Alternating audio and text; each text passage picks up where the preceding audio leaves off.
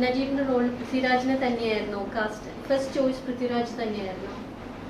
Very beginning ആണെന്ന് ഞാൻ അങ്ങനെ പറയത്തില്ല. കാരണം മിക്കവാറും എല്ലാ സിനിമ തുടങ്ങുന്നതിന് മുമ്പും ഈ വിക്രമുമായിട്ട് എന്തെങ്കിലും സംസാരം ഉണ്ടാകുമ്പോൾ നമുക്കിപ്പം തന്മാത്ര തന്നെ ഇത് ചെയ്യുമ്പം ഞാൻ ആ ക്യാരക്ടർ ചെയ്യാം എന്ന് അദ്ദേഹം പറയും. പക്ഷേ ഞാൻ ഓൾറെഡി ലാലേട്ടനുമായിട്ട് സംസാരിച്ചങ്ങ് അപ്പം അങ്ങനെ ഒരു ഇത് വന്നപ്പോഴാണ് ഞങ്ങൾ ഇതിനെക്കുറിച്ച് സംസാരിച്ചിരുന്നു. പക്ഷേങ്കിൽ അദ്ദേഹത്തിന് ആ സമയത്ത് മറ്റൊരു സിനിമയ്ക്ക് വേണ്ടി ഒന്ന് ശരീരം മെലിഞ്ഞതിന് ശേഷം വീണ്ടും തിരിച്ചു വന്നു. അപ്പം 2 പ്രാവശ്യമൊക്കെ അങ്ങനെ രീതിയിൽ പോകുകയെന്ന് പറയുന്ന പ്രയാസങ്ങളൊക്കെ ഉണ്ടായിരുന്നു. അപ്പം അങ്ങനെ ഒരു വേഗമായിട്ടുള്ള ചില സംസാരങ്ങളുണ്ടായിട്ടൊന്നുള്ളൂ. പക്ഷേ നമ്മൾ സീരിയസ് ആയിട്ടൊരു മലയാള സിനിമ എന്ന് പറഞ്ഞുകൊണ്ട് അപ്പോൾ ആ സമയത്ത് നമ്മൾ മലയാളം അല്ലാതെ എന്നൊക്കെ എന്താ ചെയ്തൊരു വലിയൊരു ബഡ്ജറ്റുള്ളൊരു സിനിമയാണല്ലോ. മലയാളത്തിനത് അന്നത്തെ കാലത്ത് താങ്ങാൻ പറ്റുന്നതും ചിന്തിക്കുമ്പം പറ്റുന്നതായിരുന്നില്ല. ഇന്ന് പറ്റുമെങ്കിൽ പോലും. അപ്പം പക്ഷേങ്കിൽ നമ്മൾ മലയാളത്തിൽ തന്നെ ഇത് ചെയ്യുന്നു എന്നുള്ള തീരുമാനം എടുത്തപ്പോൾ പൃഥ്വിരാജ് തന്നെയായിരുന്നു, മറ്റാരും ഉണ്ടായിരുന്നില്ല. പൃഥ്വിരാജിനോട് പറഞ്ഞതായിട്ട് ഇങ്ങനെ എവിടെയോ വായിച്ചു, പൃഥ്വിരാജിന്റെ കണ്ണുകളിൽ ഒരു കോൺഫിഡൻസ് ഉണ്ട്, അതാണ് മാറ്റിവെക്കേണ്ട ഒരു ഘടകമെന്ന് പൃഥ്വിരാജിനോട് പറഞ്ഞുവെന്ന്. രാജുവിനെ സംബന്ധിച്ചിടത്തോളം, പൃഥ്വിരാജിനെ സംബന്ധിച്ചിടത്തോളം വളരെ നോളജുള്ള ഒരാളാണ്, വളരെ കോൺഫിഡൻസ് ഉള്ള ഒരാളാണ്. ചിലർ പറയും അഹങ്കാരിയാന്ന് പറയും അല്ലേ. അപ്പം അതിൻ്റെ കാരണം വെച്ചാൽ അദ്ദേഹത്തിൻ്റെ അറിവ് തന്നെയാണ്. അതുകൊണ്ട് തന്നെ അദ്ദേഹത്തിന് എല്ലാത്തിനും അതിൻ്റെ വലിയൊരു എനർജിയുണ്ട്. അപ്പം രാജുവിൻ്റെ ഒരു എനർജിയും എൻ്റെ എനർജിയും തമ്മിൽ ഒത്തിരി വ്യത്യാസമില്ലേ പ്രസൻറ്റേഷനിലൊക്കെ. അപ്പം നമ്മൾ ഇത് എല്ലാ സിനിമയ്ക്കും അങ്ങനെ തന്നെയാണ് ഉണ്ടാക്കുക. അപ്പം ഇവരുടെ ഒരു കോമൺ ഫാക്ടർ നമ്മൾ മനസ്സിലാക്കുകയും അതിനെ നമ്മൾ ഒഴിവാക്കുകയാണ് ചെയ്യുന്നത്. അപ്പം ശരീരത്തിന് വണ്ണം കുറയ്ക്കാൻ പറ്റും, താടിയും മുടിയും വളർത്താൻ പറ്റും, കണ്ണിനെന്ത് ചെയ്യാൻ പറ്റും, ലെൻസ് വയ്ക്കാൻ പറ്റത്തില്ല. അപ്പം കണ്ണിലാണല്ലോ നമുക്കെപ്പോഴും ഒരാളുടെ പവർ ഇരിക്കുന്നത്. അപ്പം അതുകൊണ്ട് തന്നെ നമ്മൾ പ്രത്യേകിച്ച് ഈ തുടക്ക സീനുകളിലൊക്കെ എന്ന് പറയുമ്പം പിന്നീട് അപ്പോൾ അദ്ദേഹത്തിൻ്റെ രൂപം കൊണ്ടും ക്യാരക്ടർ ഡിമാൻഡ് ചെയ്യുന്ന പല കാര്യങ്ങൾ കൊണ്ടും അദ്ദേഹത്തിന് അതിലേക്ക് എത്താൻ സാധിക്കും. പക്ഷേ തുടക്കത്തിലൊരു മണലുവാരുകാരനായിട്ടുള്ള നമ്മൾ ഷൂട്ട് ചെയ്യുമ്പോഴാണ് ഇത്രയും എനർജി നമുക്ക് വേണ്ടെന്ന് നമ്മൾ അദ്ദേഹത്തിനോട് ഇങ്ങനെ നമ്മൾ അങ്ങനെ ആ രീതിയിൽ നമ്മൾ അതിനെ കൊണ്ടുവരാനായിട്ട് ശ്രമിച്ചിട്ടുണ്ട്. പിന്നീട് അദ്ദേഹത്തിൻ്റെ മാത്രമല്ല മറ്റേ ഇബ്രാഹിം ഖാദരി, ഹക്കീം, ഇവർക്കൊക്കെ ഓരോ സീനിലും ഇത് ഡിറ്റോറേറ്റ് ചെയ്യുന്ന എനർജി ലെവൽ നമ്മൾ സ്ക്രിപ്റ്റിൽ തന്നെ നമ്മൾ മാർക്ക് ചെയ്യുമായിരുന്നു. ഈ സീനിന് ഇത്രയും ഇതാണെങ്കിൽ അടുത്ത സീനിൽ ഇത്. അപ്പോൾ ഇതിൻ്റെ അനുസരിച്ച് നമ്മുടെ ഫ്രെയിംസിൽ നമ്മൾ വ്യത്യാസം വരുത്തുമായിരുന്നു. 24 നമ്മൾ കുറേ 28, 30 ഒക്കെ വരെ ഇങ്ങനെ പോയിട്ടുണ്ട്. പക്ഷേ നമ്മൾ അറിയാത്ത രീതി. പക്ഷേ നമുക്ക് തന്നെ ഇപ്പോൾ കാണുമ്പോൾ അറിയത്തില്ലേ അത് അങ്ങനെ എന്ന് വെച്ച് കഴിഞ്ഞാൽ അതിൻ്റെ ഒരു ടയർഡ്നെസ്സും മറ്റു കാര്യങ്ങളൊക്കെ കൊണ്ടുവരാനായിട്ട്. ഇത്രയും വർഷം ഈ സിനിമയ്ക്കൊപ്പം യാത്ര ചെയ്തു. ഈ സിനിമ എങ്ങനെയാണ് ബ്ലെസ്സി എന്ന ഒരു ഇൻഡിവിജ്വലിനെ ഇൻഫ്ലുവൻസ് ചെയ്തിട്ടുള്ളത്?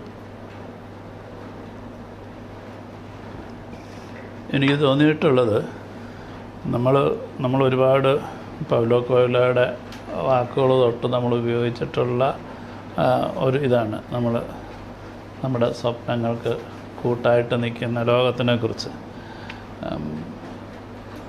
നമ്മൾ ഞാനും എഴുതിയിട്ടുണ്ട്, സ്വപ്നങ്ങളെക്കാൾ മനോഹരമാണ് ജീവിതം, ജീവിക്കാൻ അറിയാമെങ്കിൽ. പ്രണയത്തിൽ നമ്മളൊരു കാര്യത്തിനെക്കുറിച്ച് അന്ധമല്ല, പക്ഷെങ്കിൽ സാധ്യമാണ് എന്ന് വിചാരിക്കുന്ന ഒരുപാട് പ്രയത്നം, ചിലപ്പം നമുക്ക് അപ്രാപ്യമാണ് എന്ന് കരുതുന്ന ചില കാര്യങ്ങൾ എന്ന് വെച്ച് കഴിഞ്ഞാൽ അൾജീരിയ പോലെയുള്ള സഹാറ ഡെസേർട്ടിൽ പോയി ഷൂട്ട് ചെയ്ത് ജീവനോടെ മടങ്ങാൻ പറ്റുമെന്നൊന്നും വിശ്വസിച്ചിരുന്നില്ല. പക്ഷേ മരണം നമ്മൾ ഒഴിവാക്കി കഴിഞ്ഞാൽ മരണം നമുക്ക് പ്രശ്നമല്ലെങ്കിലോ. അങ്ങനെ ഒരു സംഭവത്തിൽ മരണം ഇവിടെ നമ്മൾക്കെല്ലാം ലിമിറ്റ് ചെയ്യുന്നത് അങ്ങനെയാണ്. നമ്മുടെ ഒരു ബോധമുണ്ട്. ഞാൻ എപ്പോഴും പറയുന്നത് വെച്ചാൽ നമ്മൾക്ക് കുറച്ച് ഇച്ചിരി ബോധം കുറഞ്ഞ് ഇച്ചിരി ഭ്രാന്തുണ്ടെങ്കിൽ എല്ലാം സംഭവിക്കും. കാരണം ഈ മേശ എനിക്ക് തന്നെ പൊക്കാൻ പറ്റത്തില്ലെന്നുള്ള ബോധം എനിക്കുണ്ട്. അതുകൊണ്ട് ഞാനിത് ശ്രമിക്കത്തില്ല. ആ ബോധത്തോടുകൂടി ഞാനിത് ഉയർത്താൻ ശ്രമിച്ചു കഴിഞ്ഞാൽ എൻ്റെ നടുവ് പോവും എന്നുള്ളൊരു ഭയമാണ്. ചിലപ്പോൾ പോകത്തില്ലായിരിക്കാം, നടുവ് പോവുമോ അല്ലെങ്കിൽ കൈ ഉളുക്കുമോ എന്നൊക്കെ ഉള്ള എൻ്റെ ബുദ്ധി എന്നോട് പറഞ്ഞു തരുന്ന ചില കാര്യങ്ങളുണ്ട്. പക്ഷേ എങ്കിൽ ചില ചലഞ്ച്ഡായിട്ടുള്ള കുട്ടികൾ അല്ലെന്നുണ്ടെങ്കിൽ ചില ഇതിലുള്ള ആൾക്കാർ വന്നാൽ ഒറ്റ കൈ കൊണ്ട് ഇത് വെക്കും, വെക്കാനുള്ളതേ ഉള്ളൂ. അപ്പം ഇതാണ് എനിക്ക് ഞാൻ അത്ര അടുത്ത് അതൊരു റിസ്ക് അല്ലേ, അല്ലെങ്കിൽ അത് അത്രയും വിജയിക്കുമോ അതല്ല എന്ന് കഴിഞ്ഞാൽ നമ്മുടെ ഒത്തിരി അറിവുകൾ ചിലപ്പം ഒരുപാട് റിസ്ക്കുകളിൽ നിന്ന് നമ്മളെ ഒഴിവാക്കും. അങ്ങനെ ഇച്ചിരി ബോധക്കുറവുണ്ടായതുകൊണ്ട് കുഴപ്പമില്ല. പടത്തിൻ്റെ ഷൂട്ടിംഗ് സമയത്തോ അല്ലെങ്കിൽ എഡിറ്റിംഗ് സമയത്ത് ഫൈനൽ ബൗണ്ട് സ്ക്രിപ്റ്റിൽ നിന്ന് പിന്നീട് ചേഞ്ചസ് വരുത്തേണ്ടിയിട്ടുണ്ടോ? അതായത് സ്പെസിഫിക് ആയിട്ട് ചോദിക്കുകയാണെങ്കിൽ DC ബുക്സ് പബ്ലിഷ് ചെയ്ത സ്ക്രിപ്റ്റിൽ നജീബ് ജയിലിൽ പോയി കഴിഞ്ഞിട്ട് ആട്ടിറച്ചി ബിരിയാണി കാണുമ്പോഴത്തേക്ക് തിരിഞ്ഞ് പോകുന്നതും പിന്നെ പുള്ളി വാഷ് ബേസിൻ്റെ മുമ്പിൽ നിന്ന് കണ്ണാടിയിൽ നിന്ന് ഉള്ള റിയാക്ഷൻസും കാര്യങ്ങളും ഒക്കെ ഉണ്ട്. സോ അതൊക്കെ ഷൂട്ട് ചെയ്തിരുന്നോ അല്ലെങ്കിൽ? അത് ഷൂട്ട് ചെയ്തിരുന്നു. ജയിലിൽ വളരെ ഒരു ബൃഹത്തായ ഒരു 3-4 സീനുകൾ വളരെ ഗംഭീരമായി നമ്മൾ എന്നുവെച്ചാൽ എനിക്കൊന്ന് ജയിലിൽ തന്നെ ഒരു 10-75 ലക്ഷം രൂപയുടെ ഒരു സെറ്റ് വർക്ക് ചെയ്തിരുന്നതാണ്. അതിനുവേണ്ടി ഒരുപാട് ജൂനിയർ ആർട്ടിസ്റ്റുകളും ഈ പറഞ്ഞ സീന് പുസ്തകത്തിൽ ഇല്ലാത്ത ഒരു കാര്യമാണ്. പക്ഷേ അത് ഭയങ്കര അതിൻ്റെ മാനസികമായിട്ട് നമുക്ക് നന്നായിട്ട് വർക്കാകാവുന്നൊരു കാര്യമാണ്. കാരണം പുസ്തകത്തിൽ ഇറച്ചി കഴിക്കുമ്പോൾ ഛർദ്ദിക്കാൻ വരുന്നവൻ പോകുന്ന വരേ ഉള്ളൂ, അതുവരെ ഉള്ളൂ. പക്ഷേ അതെ ഞാനും ഭയങ്കരമായിട്ട് ഒരു ഡയറക്ടർ എന്നുള്ള രീതിയിൽ അല്ലെങ്കിൽ എഴുത്തുകാരൻ എന്നുള്ള രീതിയിൽ തിരക്കഥാകൃത്ത് എന്നുള്ള ഭയങ്കര രസമുള്ളൊരു സീനാണ്. എന്ന് വെച്ച് കഴിഞ്ഞാൽ ഇയാൾ ഛർദ്ദിക്കാൻ വേണ്ടി പോയിട്ട് മുഖമെല്ലാം കഴുകി ഇങ്ങനെ നിൽക്കുമ്പോഴത്തേക്ക് അയാൾക്ക് തോന്നുന്നത് കണ്ണാടിയിൽ ഈ പറഞ്ഞ ഒരു പറ്റം ആട്ടിൻകൂട്ടം ഇങ്ങനെ വരുന്നതായിട്ട്. അതായത് നമ്മൾ ആ വിഷ്വൽ ഷൂട്ട് ചെയ്യുമ്പോൾ നമ്മൾ വീണ്ടും ഡെസേർട്ടിൽ ഇയാൾ നിൽക്കുന്ന പോലെ തോന്നും.